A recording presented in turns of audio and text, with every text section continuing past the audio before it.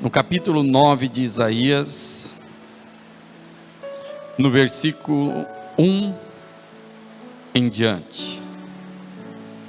Glória a Deus.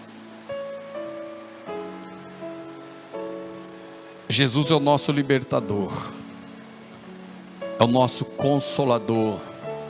Ah, pastor, mas não é o Espírito Santo? Sim, é o Espírito Santo, mas Jesus que enviou o Espírito Santo. Amém? É por isso que quando a palavra oficial diz, Jesus dizendo, eu vou enviar o meu Consolador, e este vai convencer o homem do pecado, do juízo e da justiça. Porque muitas pessoas, elas acreditam que Deus é um ser que não se preocupa com a injustiça. Entenda isso. A maior parte das pessoas acham que Deus não se preocupa com a injustiça e não se preocupa com o pecado de ninguém. E por isso que as pessoas acham que ela é boazinha, e por isso ela é digna da vida eterna. As pessoas acham que ela é uma boa pessoa. Interessante que quando o jovem foi falar para Jesus, bom mestre, Jesus repreendeu aquele rapaz e disse, bom é Deus. Amém? Bom é Deus. Então, quem é bom? Quem é bom? E eu sou um pecador, porque todos e desinstituídos estávamos, mas porém, 2 Coríntios capítulo 5, 17 diz, nenhuma condenação há para aqueles que estão em Cristo Jesus. Não há mais condenação. Por quê? Porque Deus começou já de antemão. Aqui em Isaías, olha só o que Deus fala. Mas para o que estava aflita, não haverá escuridão. Nos primeiros tempos, ele envelheceu a terra de Zebulon e a terra de Naphtali. O que o Espírito Santo está falando com isso? Durante um bom tempo, a terra de Zebulon e Naphtali foi deixada para trás, foi envergonhada, ficou abandonada. Para quê? Para que quando Jesus aparecesse, lembrasse daquela terra, não por ela, mas por Jesus. Amém? E diz, mas nos últimos tempos fará glorioso o caminho do mar, além do Jordão, da Galileia dos gentios. Amém? É interessante, você deixa marcado em Isaías, que nós vamos voltar aí. Olha só o que diz lá em Mateus, capítulo 4, de Mateus.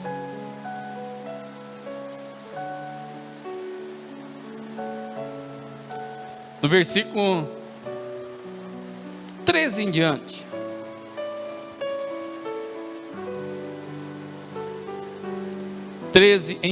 De Mateus diz o seguinte: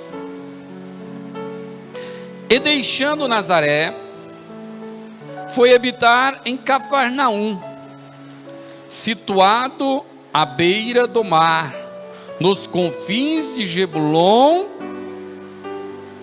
e Naphtali. Olha só, Zebulon e Naphtali então tinha sido deixado, abandonado, esquecido por um tempo. E agora Jesus vai para essa terra abandonada para quê? Diz no 14, para que se cumprisse o que fora dito pelo profeta Isaías. A terra de Zebulon, a terra de Naphtali, o caminho do mar além do Jordão, a Galileia dos gentios. O povo jazia em trevas, viu uma grande... Amém? Zebulon e Naphtali ficaram agora conhecendo por causa de Jesus, e não Jesus por causa da cidade. Entenderam? Nós temos que ser conhecido por causa de Jesus na nossa vida. Amém? Porque nós também estávamos esquecidos, abandonados, mas Jesus, ele veio morar em nós, para quê? Para que nós sejamos lembrados pelo nome de Jesus disse: vós sois as minhas. E quando eu sou testemunha, eu posso ser uma falsa testemunha? A pessoa, ela vai lá num juiz, se ela testemunhar mentira, se ela mentir, o que acontece com ela? Processada e pode ser presa. Por quê? Porque não pode se mentir quando é testemunha. Agora imagina as pessoas que são falsa testemunha de Cristo. Como assim, pastor? Na presença dos crentes é uma coisa, longe é outra. Na presença daqueles que servem a Deus, vive uma certa retidão, mas longe, só o sangue do Cordeiro. Pedro, interessante, Pedro, ele estava pregando, ministrando, ele era um homem abençoado, curava, levantava morto, só que ele tinha ainda dentro dele alguma coisa que, quando ele estava diante dos gentios, ele vivia como os gentios. Mas quando chegava, por exemplo, Tiago, que era o líder da igreja da época, não era Pedro, era Tiago. Tiago era o líder da igreja da época. Quando Tiago chegava, ele mudava de posição e começava a querer viver como se estivesse na lei. Não toca nisso, não toca naquilo. E Paulo chama ele e diz: vem cá, que história que é essa? Por que quando tu estás conosco e com os gentios, tu vive de um jeito, a hora que tu vê Tiago, tu muda? Tem pessoas que a hora que vê alguém de Deus muda. Eu preciso ser sempre o mesmo. Então, se Jesus Cristo, ele é conhecido na minha vida, ou se eu sou conhecido por causa do nome de Jesus Cristo, é porque eu estou dando um bom testemunho. Eu sou bom? Não, não sou, mas aquele que habita dentro de mim é. Amém? Aquele que habita dentro de nós é bom, maravilhoso, é tudo que nós precisamos.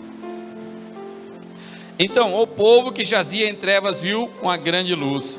Aos que estavam sentados na região da sombra da morte, resplandeceu a luz.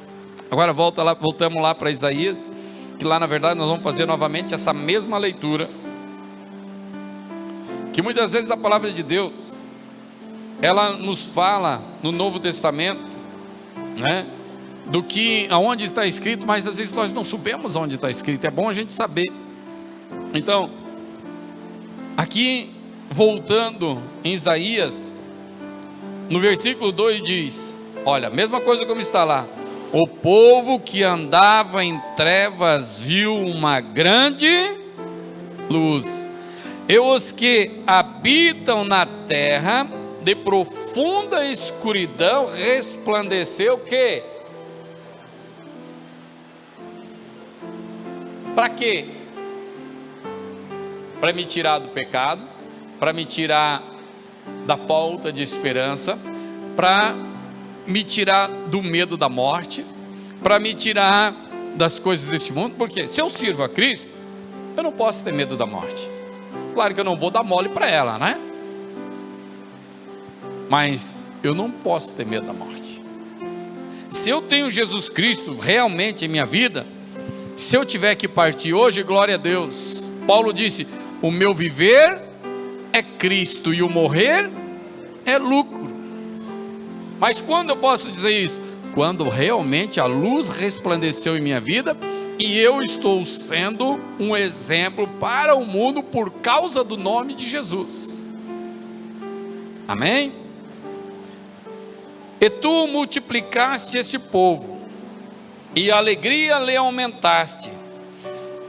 Todos se alegrarão perante ti, como se alegram na ceifa, e como exaltam quando repartem os despojos. Por que às vezes na presença de Jesus Cristo nós estamos tristes? Por que nós, muitas vezes na presença de Jesus, nós ficamos às vezes com falta de esperança? Por que na presença de Jesus, muitas vezes nós ficamos nos perguntando por que Deus, por que isso, por que aquilo outro?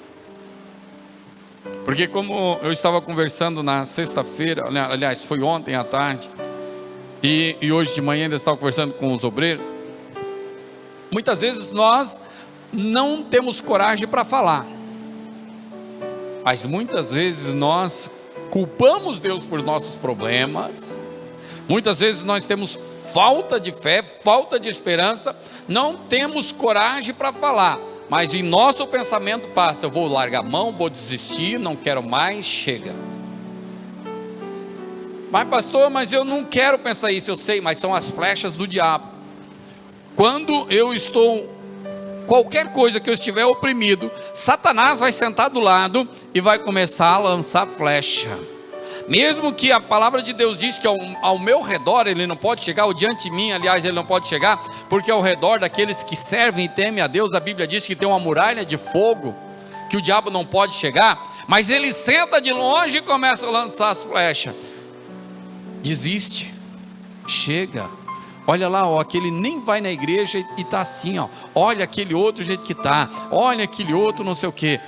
O diabo começa a lançar essas flechas. Para quê? Para que eu me desanime. E se eu me desanimar, eu estou dando mole para o diabo.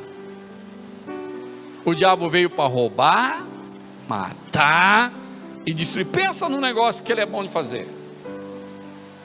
O interessante é que ele não chega, como muitos pensam, que o diabo vai chegar com a veste vermelha, um chapelão vermelho com 2 ou 10 chifres, não sei, e com um garfo na sua mão, dizendo: aqui crente. Não, ele chega disfarçadinho, ele chega diante, às vezes, muitas vezes, usando pessoas que vivem ao nosso redor, às vezes amigos, parentes, vizinhos. Para quê? Para tentar nos separar de Cristo, nos desanimar. Só nós e Cristo sabemos de onde Jesus nos tirou. Mas as pessoas começam a dizer: está vendo, olha só, tu está sofrendo de bobo, olha só, olha isso, olha aquilo. Para quê? Para tentar nos jogar para baixo.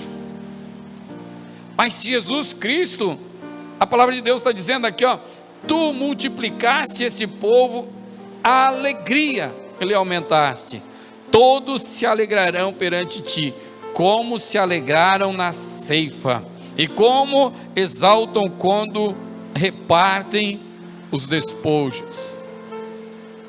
Entenda que naquela época, aliás, nos lugares secos hoje também, quando alguém planta alguma coisa e consegue colher, isso faz a maior festa, maior alegria, que conseguiu colher o que plantaram.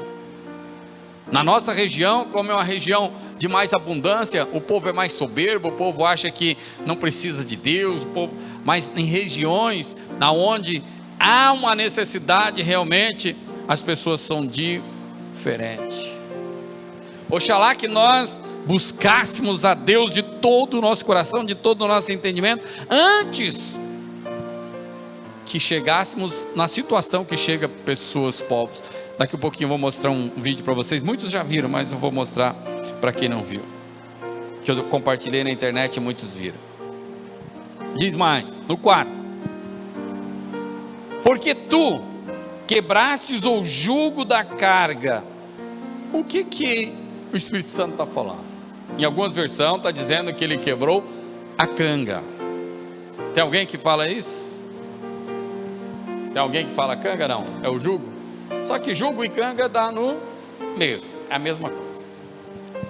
Quando Deus, nos dias de Jeremias, ele usou Jeremias, e o próprio Jeremias colocou uma canga no pescoço, e entrando na presença do rei, disse: olha, assim vai acontecer com Israel, vão ser colocado uma canga no pescoço para trabalhar para o inimigo.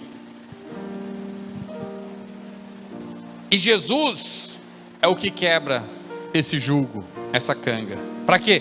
Para mim não trabalhar mais para o inimigo. Amém? Nós não temos mais que trabalhar para o inimigo. Sabe um jeito que muitas vezes nós trabalhamos para o inimigo e nem prestamos atenção? Um jeito que nós trabalhamos quando falamos mal dos outros. Eu estou usando a canga e trabalhando para o inimigo. Se eu estou julgando os outros, eu estou usando a canga e sendo usado por inimigo. Eu estou sendo literalmente um burro de carga dele. Para quê? Para acusar a pessoa. O fulano não sei o que, a ciclana não sei o que. Olha só como é que pode. E chega na igreja. Peraí, Jesus disse que ele veio buscar os santos, foi isso? Não, ele veio buscar quem? Os pecadores. Então, quando eu vejo um pecador, eu tenho que orar por ele. Amém? E a palavra de Deus diz, hoje Jesus deu essa abertura hoje de manhã, essa revelação, o Espírito Santo hoje de manhã ainda na reunião de obreiros de diaconato. Quando Jesus na última ceia, Jesus coloca os 12 discípulos para lavar os pés dos 12. E quando Jesus ele chega ali, ele coloca água numa tigela, numa bacia, coloca uma toalha, amarra na sua cintura e começa a lavar os pés. E já começou Pedro, né? Sempre aquele Pedro é Pedro, né?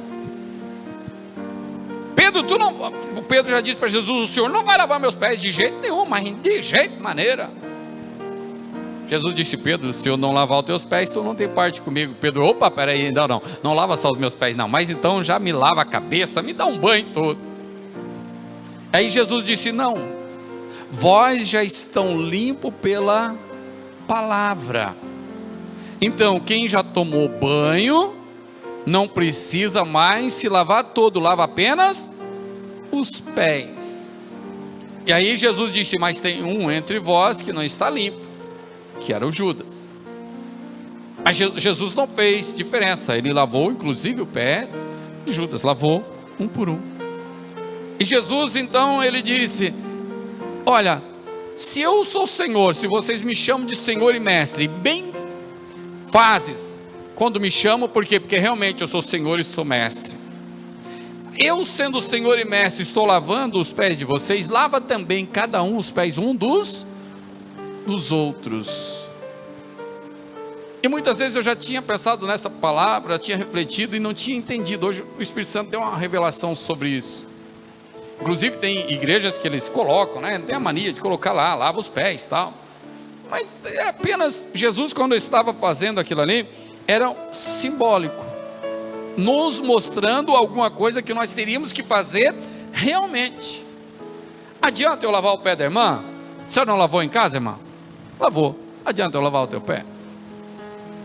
Adianta eu lavar o teu pé, evangelista? A senhora? Não adianta. Mas então o que Jesus estava falando? Interessante que aí João, ele diz assim, olha, orai-vos um pelos outros, orai pelo pecado dos outros. Só João diz assim, só não ora pelo pecado de morte, mas por os outros pecados, ora um pelos outros, lava os pés. Mas então por que o pecado de morte não é para lavar? Porque a pessoa não tomou banho. Aí Jesus disse que era para lavar os pés daqueles que tinham sido tomado banho. Nós somos lavados e remidos pelo sangue do Cordeiro, amém? Mas os nossos pés, todos os dias nós pecamos. Pecamos por omissão, pecamos porque às vezes ficamos de bico com o irmão, pecamos essas pequenas coisas, falamos mal do irmão, sujamos os pés. Ora um pelos outros, lava os pés um dos outros, amém? Em vez de olhar para o irmão e dizer, o fulano não sei o que, evangelista não sei o que, irmã não sei o que, ora por ela. Já que quer abrir a boquinha, abre diante de Deus, amém? Por quê? Porque é Ele que vai resolver. Agora, se eu ficar falando um para o outro, eu vou só arrumar problema. Por quê? Porque eu vou falar A, aí já vai chegar do A ao Z. Ou não é verdade? É verdade. Agora, se eu chegar diante de Jesus, Senhor, olha pela irmã fulano de tal, Senhor, olha, o Senhor sabe, Senhor, ela está com problema, ela está com dificuldade, ela está com pecado, pede perdão por ela. Pastor, mas sim, a Bíblia manda fazer, a não ser que ela adulterou, não peça. Se ela mentiu, mentira que prejudicou alguém, não peça. Se ela roubou, não peça. Pecados dignos de morte, João disse, não adianta vocês orar, porque não vai resolver. Mas o restante, todos os pecados, se a evangelista esqueceu de pedir perdão, se eu peço perdão por ela, ela está perdoada.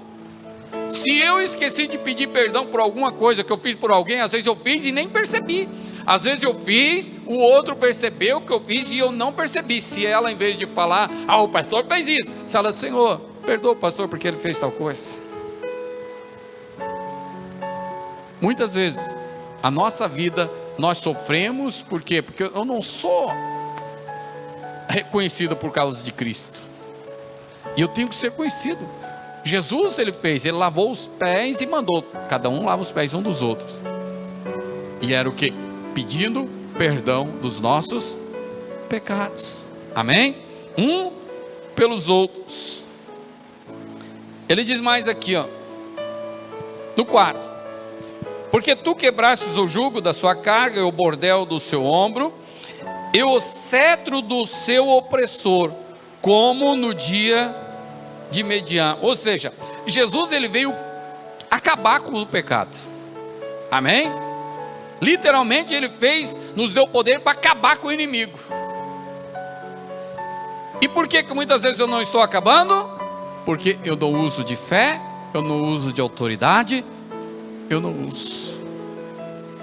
A palavra de Deus diz, Hebreus capítulo 11 versículo 1 diz, o que diz lá? A fé daquilo que se espera e prova daquilo que eu não. Hebreus 11, 6 diz o que? E o resto?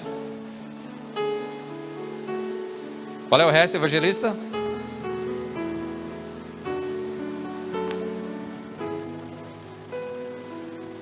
Oi? Não, pode ser mais direto.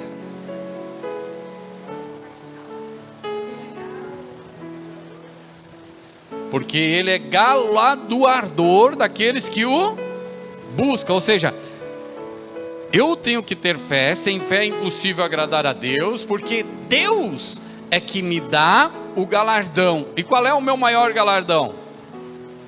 A salvar. Então, eu tenho que ter fé para receber a salvar. E se eu busco a salvação só para mim, eu sou um baita de um ego. Ou não é verdade? Não é verdade que cada um de nós somos egoístas? E somos mesmo, eu também sou. Por quê? Porque muitas vezes eu esqueço de orar pelos irmãos.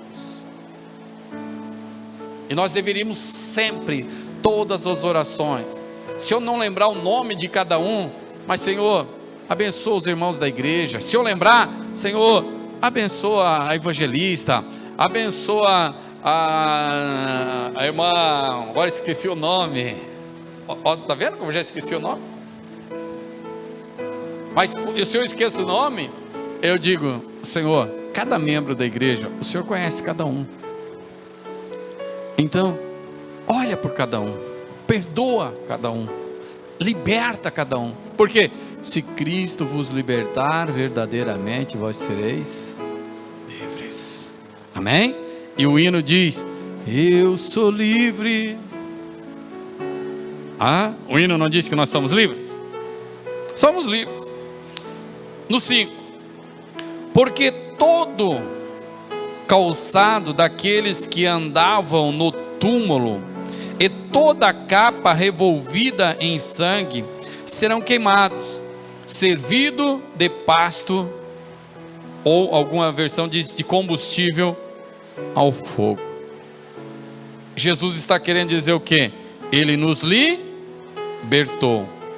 Diz no 6, porque um menino nos nasceu. Aqui eu quero dar uma paradinha. Interessante é que se nós voltarmos só um capítulo atrás, 2 na verdade, no capítulo 7,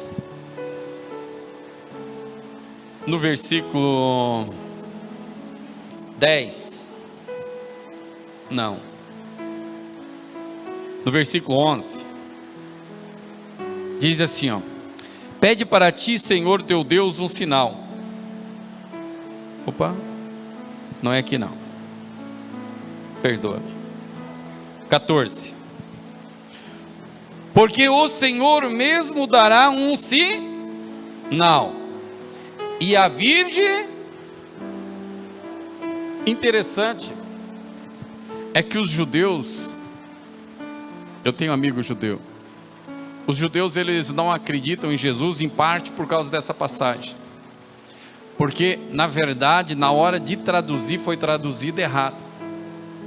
No original não está escrito assim: portanto o Senhor mesmo vos dará um sinal, eis que a virgem conceberá e dará luz. Não está escrito dessa maneira. No original está escrito: eis que a jovem mãe dará a luz. Aí eles dizem: olha, tá vendo, não tem nada a ver com Virgem Maria, não sei o quê. E esses dias atrás eu estava ainda ouvindo um estudioso, aí ele dizendo: olha só, se não tivesse sido traduzido errado em Isaías, hoje as igrejas não adoravam Maria, não sei o quê, só por causa de uma tradução errada. Não tem nada a ver, não tem nada a ver. Quando a Bíblia no original diz: porque o Senhor mesmo vos dará a luz, ou vos dará um sinal, e que a jovem mãe conceberá e dará um filho, e o nome dele será chamado En-Man-El.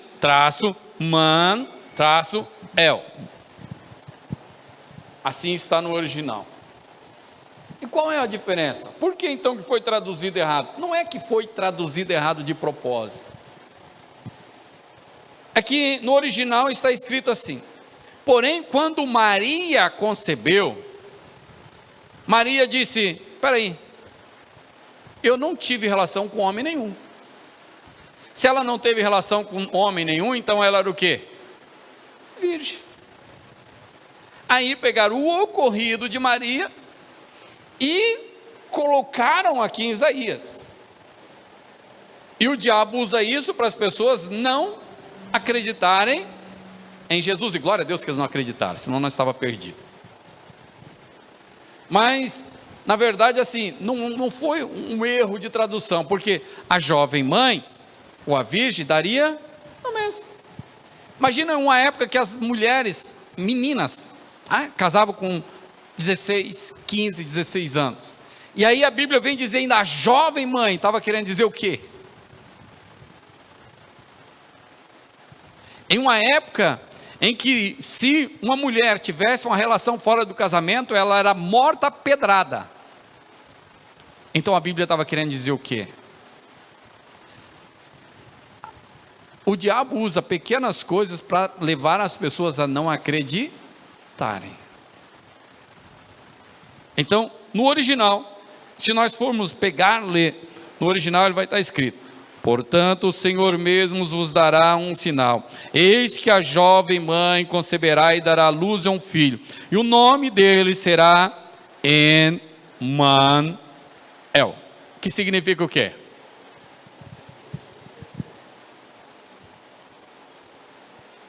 O que significa? En é homem, Man vem de terra, humus, terra, porque está lá no grego, né? El, vocês lembram de como é que são os nomes dos anjos? Oi? El é Deus, é divino. Então é homem dentro do barro, no caso, né? Porque daí na hora que traduz para português, né? Daí muda tudo, né? Mas traduzido para português seria Deus dentro do barro. Deus dentro do barro. Ponto. Então, mas para aí, por que Deus dentro do barro? O que nós somos? Do que nós somos feitos? De barro. Inclusive, esse tempo, numa reunião de pastor, uma esposa do pastor estava preocupada. Ela disse: pastores, eu estou preocupado com meu esposo. Daí todo mundo olhou: por quê? Olha, eu acho que ele está desmanchando. Cada vez que eu vou lavar a camisa dele, está cheio de barro na gola da camisa dele. Eu acho que ele está se desmanchando, o homem é de barro. Daí diz que a mulher, muitas vezes o pessoal diz, a mulher é o sexo frágil, né? Na verdade, a mulher é mais forte. O homem foi feito do barro, a mulher foi feita do quê? Do osso. Por isso que às vezes as mulheres são duronas, né? A mulher foi feita do osso. Desmancha fácil, não. Para quebrar, dá maior trabalho. É difícil. Então, enfim, Emmanuel. Na verdade eu falei homem, não tem nada a ver com homem, né? É Deus dentro do barro.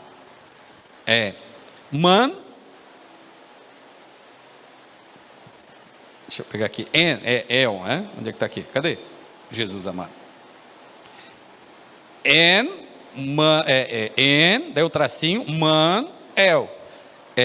Dentro do barro, Deus.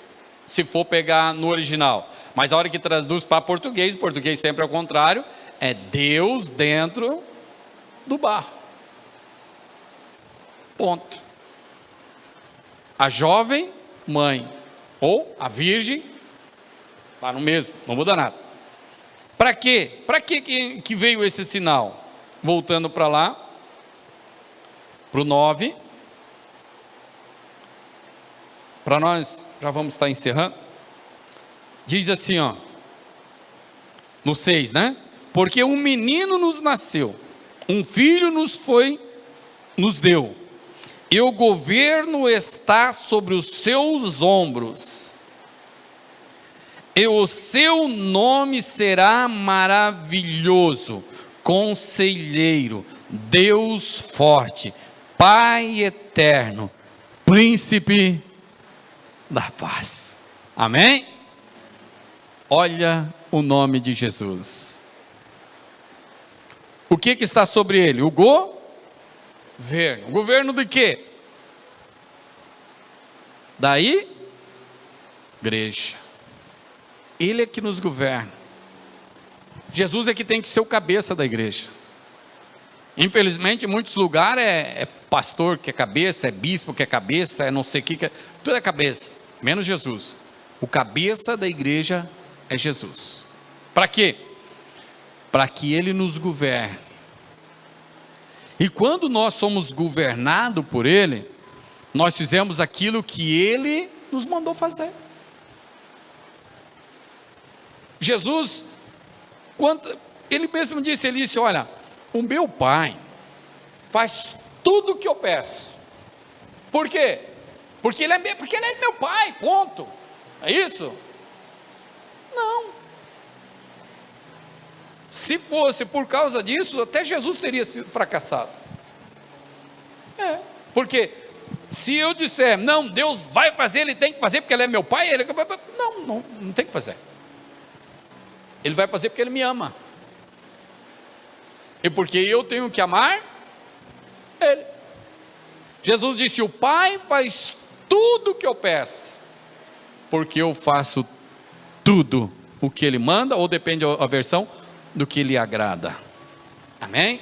Então, se Deus, quando Jesus ele clamou lá no túmulo de Lázaro, o próprio Jesus ele faz uma espécie de oração, mas já dizendo para Deus, Senhor, eu só estou falando para o Senhor por causa de todo o povo que está aqui, para que eles acreditem que foi o Senhor que mandou. Mas eu sei que se eu só falar, ou seja, Jesus dizendo, olha, eu sei que eu não precisava nem levantar minha cabeça para o céu, mas se eu só dissesse para Lázaro, sai, Lázaro saía. Mas para que todos que estão aqui saber que não é eu que faço, é o Senhor que faz, mas o Senhor faz porque eu faço aquilo que lhe agrada, então, pediu para Deus autoridade para que Lázaro saísse da sepultura. Ele precisava? Não precisaria. Mas ele fez por quê? Porque ele estava honrando, era Deus. Tudo que Jesus fez, nada que ele fez, enquanto ele estava aqui na terra, ele queria glória para ele. Tudo ele dizia, foi o meu Pai. Sem o meu Pai eu nada posso fazer.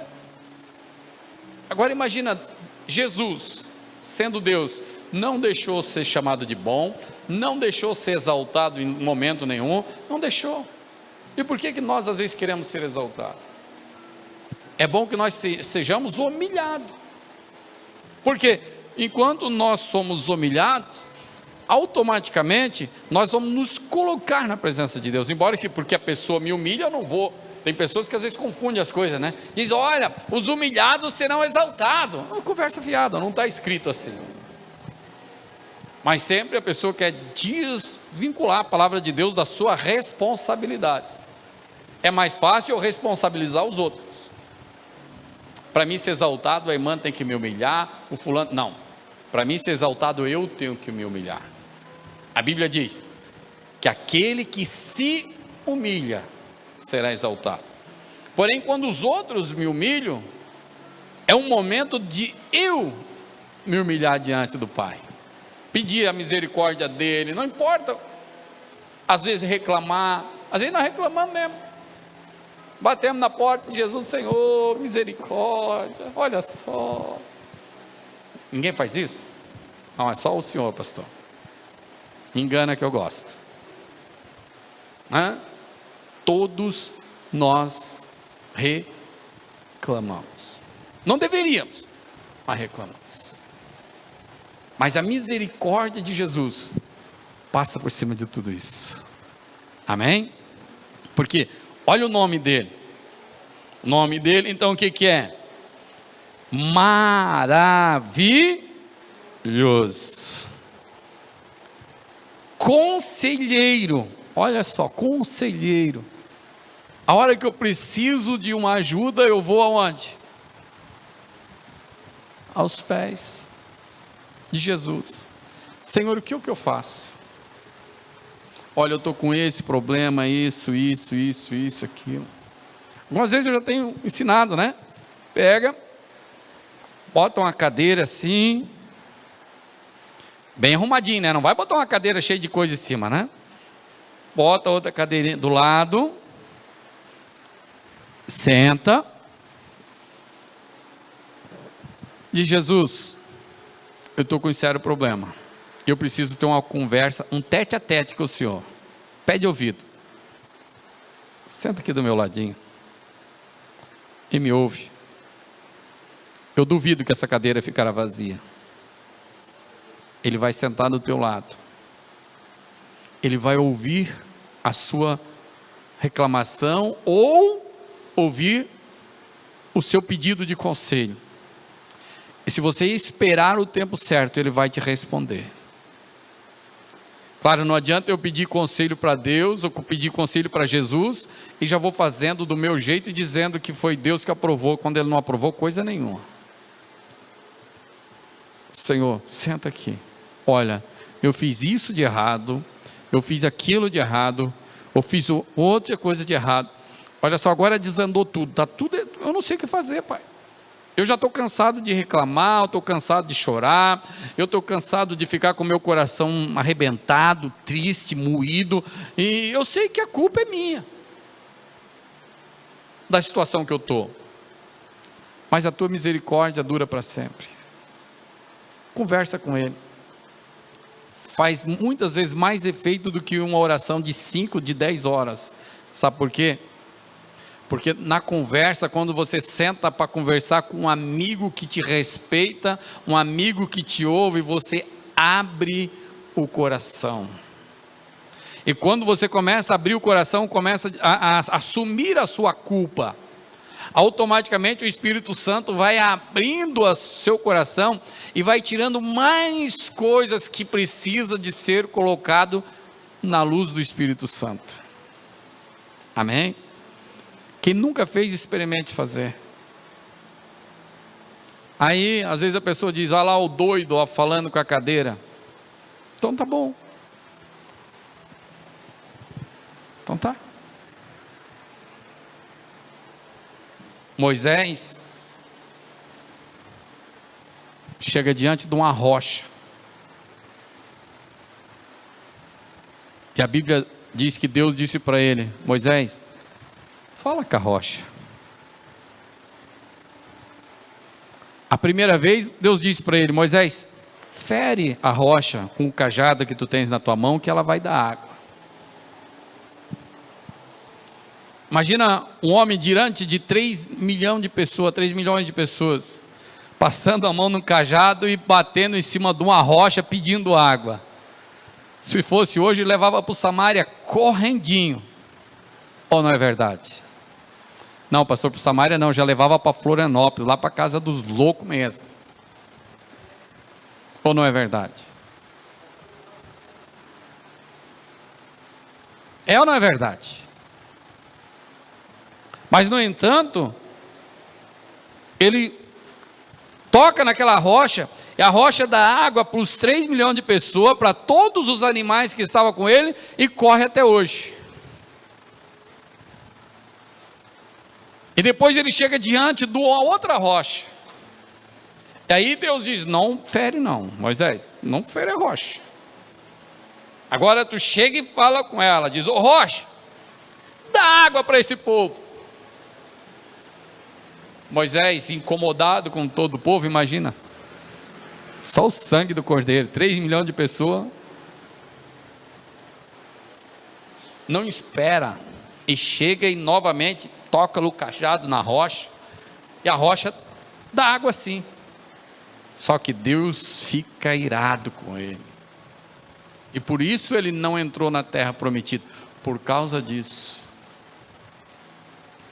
E quantas pessoas ainda não entendem por que Deus ficou irado com Moisés por ele ter ferido a segunda rocha?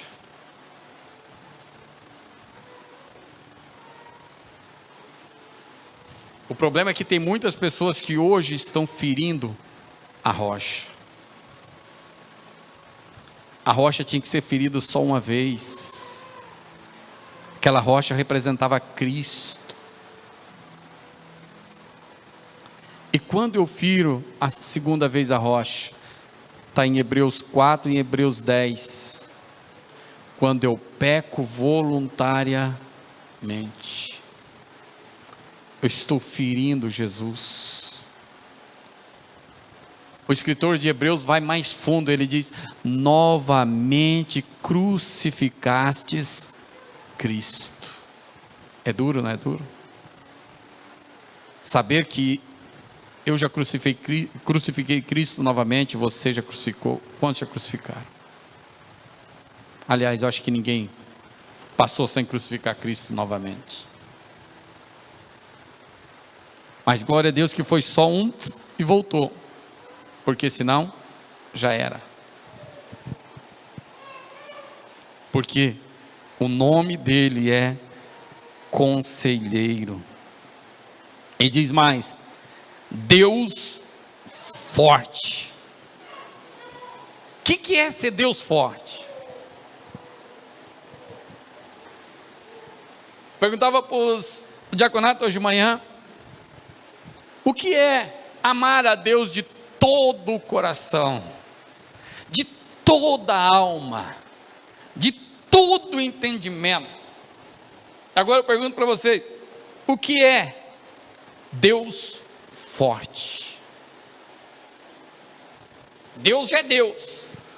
Agora imagina Deus forte. A palavra de Deus diz em Jeremias, o próprio Deus falando, dizendo: será que há alguma coisa maravilhosa demais para mim fazer? Deus forte é porque não tem problema na sua vida e nem na minha vida que Ele não resolva. Não existe dificuldade, não existe enfermidade, não existe nada que Ele não resolva, porque Ele é um Deus forte. Pai eterno. Já é bom ser pai, agora imagina o eterno. Ou é bom ter um pai. Eu não tenho mais, ele partiu. Mas quem ainda tem, honra ele. Que é bom ter um pai. Mas não basta eu dizer que Deus é meu pai. Dizer que Deus é meu pai é muito fácil. Todo mundo diz. Inclusive o povo judeu, quando Jesus estava na terra, chegava e diziam: não, nós temos Deus como pai. Mas nunca quiseram ser filho. Às vezes é fácil eu chegar para o meu pai terreno e dizer: ah, tu és o meu pai, meu pai, meu pai. Mas a hora que o meu pai me pede alguma coisa, eu vazo, não sou mais filho. Ou não é verdade? Príncipe da paz. O que é isso? Príncipe da paz. Por que nós ficamos guerreando quantas vezes? Às vezes nós guerreamos guerras que nem são nossas. Nós queremos lutar aonde não é o nosso campo de batalha. Por que nós não vencemos? Porque não é o nosso campo de batalha. Porque Deus disse para Josué: ô Josué, essa guerra não é vossa, essa guerra é minha. Quem é que vai lutar então? Os meus anjos vão guerrear por vocês. Tem guerra que é minha, tem guerra que é tua, mas tem guerra que não é. Se no campo espiritual eu banco e quero lutar uma guerra que não é minha, eu só vou sofrer. Mas a hora que eu disser e confiar naquele que vive para sempre, a minha vida vai melhorar, amém? Glória a Deus. E só ler aqui, só para encerrar essa parte: de todo o aumento do seu governo, a paz não haverá fim sobre o trono de Davi e o seu reino, para estabelecer e fortificar a retidão e a justiça, desde agora para sempre. O zelo do Senhor dos exércitos fará isto. Amém? Até no versículo 6 se cumpriu, o versículo 7 vai se cumprir no milênio somente. Amém? Glória a Deus. Vamos ficar em pé em nome de Jesus.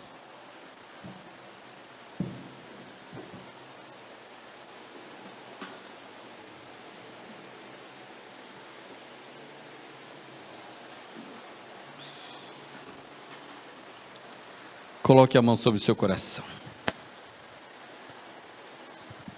Espírito Santo, em nome de Jesus Cristo, Pai, nós entregamos, Senhor, a nossa vida nas Tuas mãos. Sabendo, Deus, que o Senhor Jesus Cristo é eterno, é maravilhoso, é o príncipe da paz. Porque o Senhor Jesus Cristo é o Rei de Israel, é o soberano, é o Deus forte. Meu Deus, não somente Deus, mas é Deus forte, é o Deus maravilhoso. Meu Deus, porque não há Deus acima de Ti, nunca houve e jamais haverá. Porque o Senhor é único, é supremo, é eterno, é verdadeiro. Porque a Tua palavra, meu Deus, como Pai foi lido, Senhor Jesus, na palavra oficial de hoje, Pai, o Senhor, meu Deus, enviou o Teu Espírito, o Teu Consolador, para nos consolar, para nos convencer. Nos convencer, meu Deus, que nós precisamos, Senhor, pedir perdão, que nós precisamos, Senhor, se entregar a Ti, que nós precisamos, meu Deus, da Tua presença, que nós precisamos, Senhor, de estar, ó Pai, diante de Ti, Senhor. Nesta noite, meu Deus, que nós vamos participar da ceia do Senhor. Senhor Jesus Cristo,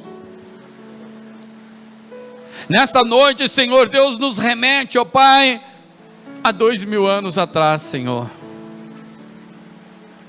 quando naquela última noite, em que o Senhor foi traído, meu Deus, que dor e sofrimento no coração, porém o Senhor não julgou, o Senhor não se abateu. Eu sei, Deus, que muitas vezes, Senhor, eu tenho, Pai, tentado imaginar, Senhor, que tipo de hino que o Senhor Jesus Cristo poderia cantar naquela noite. A tua palavra diz, meu Deus, que depois da ceia, depois que ele ofereceu o corpo e o sangue para os seus discípulos, a palavra de Deus diz, Senhor, que Jesus cantou um hino. Quantas vezes, Deus, em pequenas dificuldades que nós temos, Senhor, já não temos mais o prazer de cantar um hino. Meu Deus, quantas vezes, Senhor, nós, Senhor Jesus Cristo, já olhamos, Senhor, para os problemas, Senhor, e não temos mais nem condição, Senhor, de louvar o Teu nome. Mas quando nós olhamos, Senhor, para homens simples como o Teu servo Jó, em meio a dificuldades, ele ainda disse, Senhor, louvado seja o nome do Senhor. Louvar o Teu nome, meu Deus, no tempo de abundância é fácil. Louvar o Teu nome, Senhor, em tempo de problemas e dificuldade é que é difícil. Mas nós sabemos, Senhor Jesus Cristo, que os últimos dias, Pai, que nós vivemos na face da terra, meu Deus, estamos, Senhor, nos preparando para o arrebatamento. Quem saiba, meu Deus, essa seja a última ceia, Senhor. Meu Deus, e tem grande probabilidade, Senhor, de isso acontecer. Porque o mundo, meu Deus, até os pecadores, Pai, eles já estão admitindo que Jesus Cristo está voltando. Aliás, Deus, eles não acreditam que Jesus está voltando, mas eles dizem que o mundo irá se acabar. Mas nós sabemos, Senhor, que não vai se acabar, mas que Jesus Cristo virá buscar a sua noiva, lavada e remida pelo sangue do Cordeiro. Meu Deus, e nesta noite, ao Espírito Santo, nós participamos, Senhor, vamos, Senhor Deus, participar do corpo e do sangue de Cristo, para estar aptos a entrar no Teu reino, no Teu trono. Eu sei, Jesus, que nós somos falhos. Eu sei, Senhor, que nós somos humanos. Eu sei, Jesus Cristo, que nós somos, ó Pai, completamente dependente do Senhor. Porque sem o Senhor, meu Deus, o que somos, o que temos, nada somos e nada temos, Senhor. Mas com o poder que há no nome de Jesus Cristo, nós somos vencedores. Com o poder que há no nome de Jesus Cristo, Senhor, nós vencemos o pecado, nós vencemos a maldade, nós vencemos o inimigo das nossas almas. Ó Espírito Santo, venha sobre a vida de cada um de nós, Senhor, e que o Senhor, meu Deus, vai preparando o nosso coração. A Tua palavra, meu Deus, o Teu servo Paulo diz, examine, pois, o homem a si mesmo. Meu Deus, e que nós começamos, Senhor, a examinar, ó Pai, o nosso ser. E se nós acharmos, meu Deus, alguma coisa, Deus, que não Te agrade, Pai, esse é o momento de pedir o perdão. Porque o Teu amor, meu Deus, não tem fim, a Tua misericórdia não se acaba. Porque o Senhor, ó Jesus Cristo, nos amou de tal maneira que entregou-se a si mesmo para morrer em nosso lugar. Oh Senhor Jesus Cristo, obrigado por nos amar.